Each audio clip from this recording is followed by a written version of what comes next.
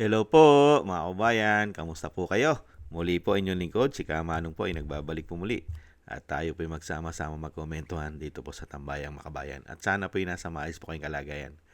Mag-umpisa na po tayo.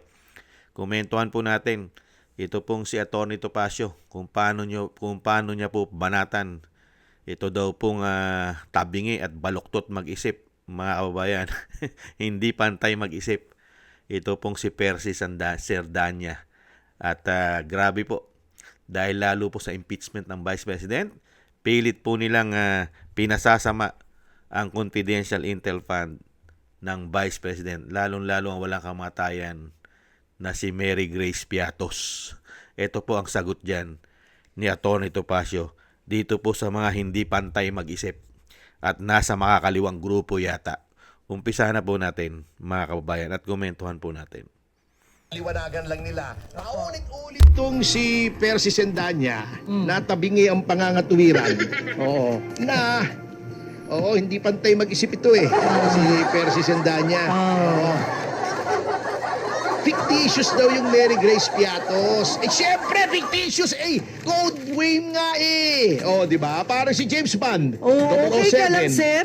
Okay ka lang. Tony Falcon, di ba? Oo. X44. Oh, Di ba? Yung diba? mga James kadre Ben. nga eh. Oh, yan, tama. Di ba? Yung mga kadre nga ng NPA, di ba? May mga alias. Ka Eric, Ka Celis, Ka Jose, mga Ka ganon. Mote. Oh. Pag Monte yung... Kamote. Oh, hindi. Monte yung pangalan. Kamonte. Kamonte. Kalokohan. Kapwitan. Kaloko. At saka si Kaloka. Kaloka. May kaloko, di ba? May kaloka. Ayan.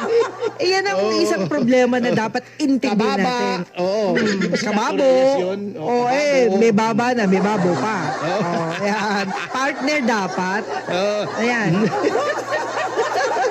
Grabe. Code name nga eh! Saan ka nakakita ng code name? Ano yun? Ayan. Parang itago na lamang natin sa pangalang Victor Salonga. Ano yun? Hindi. Ano ulit?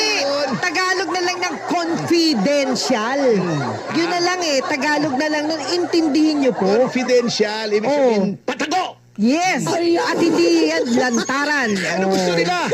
Sabihin, ang informante si Perdi Topacio, di bukas makalawa, patay na yan. Di ba Oo. nangyari dun sa matanda? Tama. Pinatay nung NPA. Oo. Pinagsuspetsahan na, nagbibigay impormasyon sa military. kita nyo, napagbintangan pa. Hindi na naawan, mga Kawawa, NPA. Oh. oo.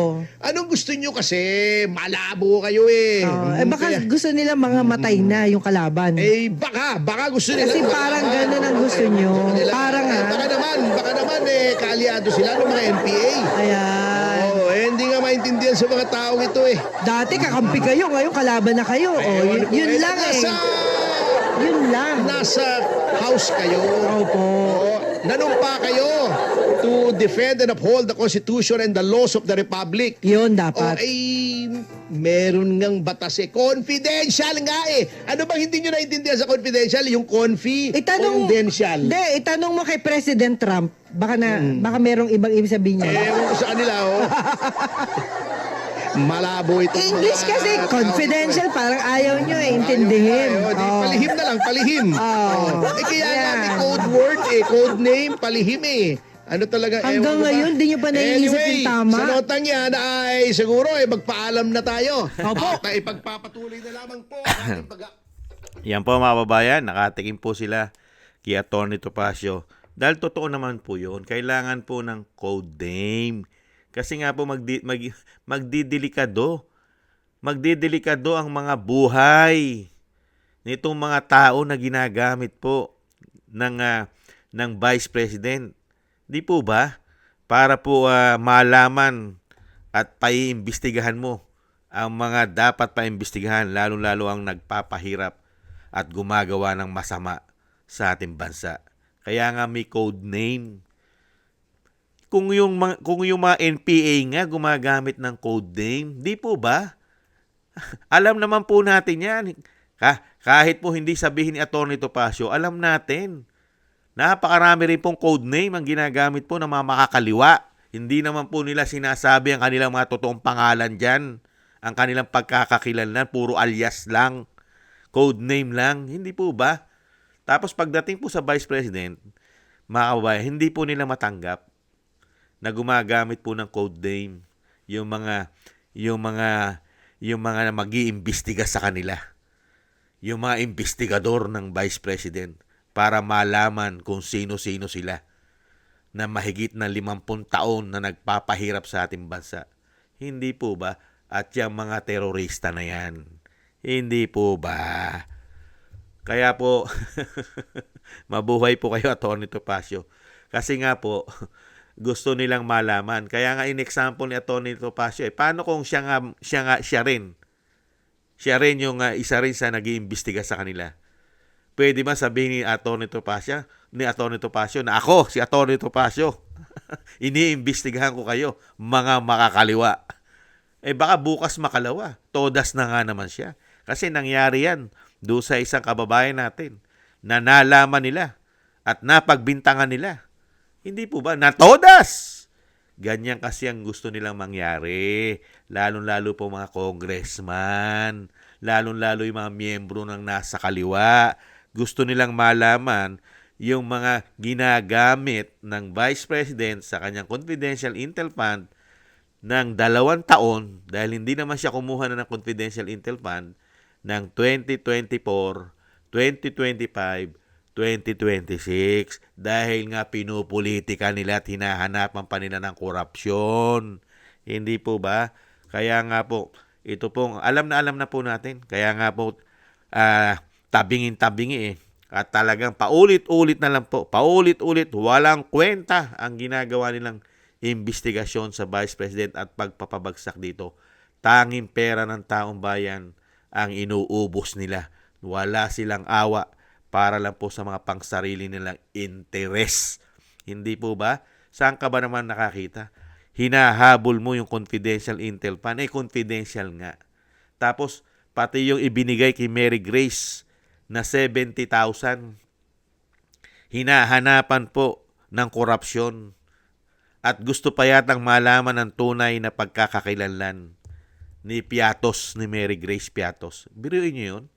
Tapos ang ginagastos nila sa impeachment, mga kababayan, hindi bababa sa 20 million o 25 million ang ginagastos po nila diyan, gada hearing yata, di umano.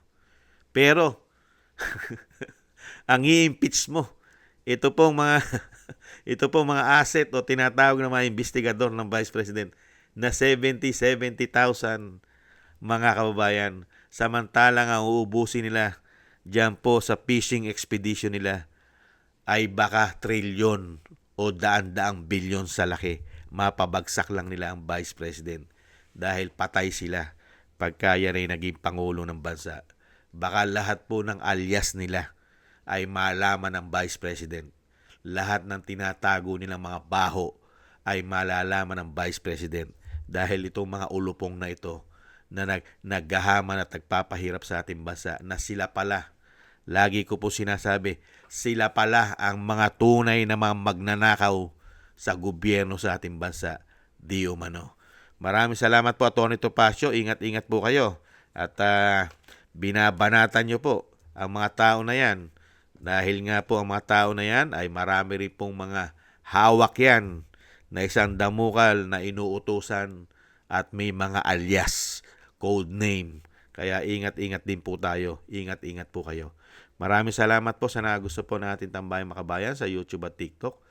At ganoon din po sa ating sa inyo po mga nagko-comment, like, share, and subscribe at patuloy po nagsusubscribe. Mabuhay po kayo. Shoutout po sa inyo lahat.